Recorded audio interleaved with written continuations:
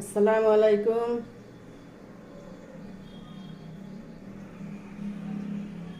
আমি এখন পেঁপে ভেজে নিচ্ছি। গোটা গোটা করে পেঁপে ভেজে নিচ্ছি, আর একটা আলু ভেজে নেব। একটু হলুদ দিয়ে দিলাম, হলুদ দিয়ে একটু ভেজে নেব। ভেজে আমি মুগের ডাল দিয়ে রান্না করব নিরামিষ তরকারি।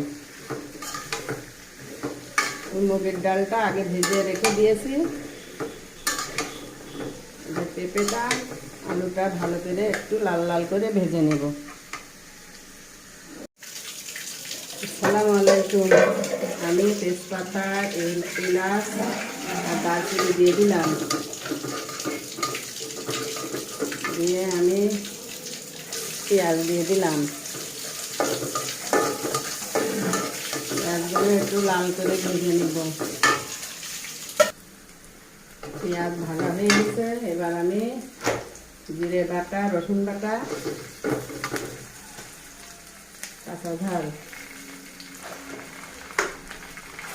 বাটা দিয়ে দিলাম। পরিমাণ মতো লবণ, হলুদ,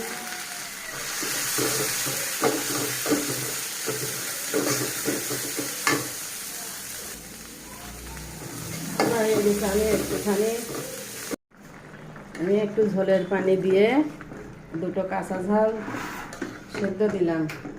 এবার আমি ঢেকে দেব।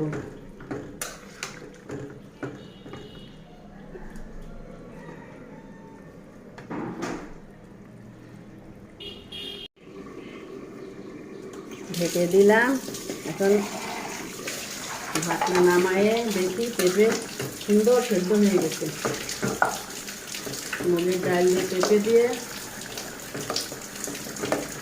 সুস্বাদু তরকারি রুটি অথবা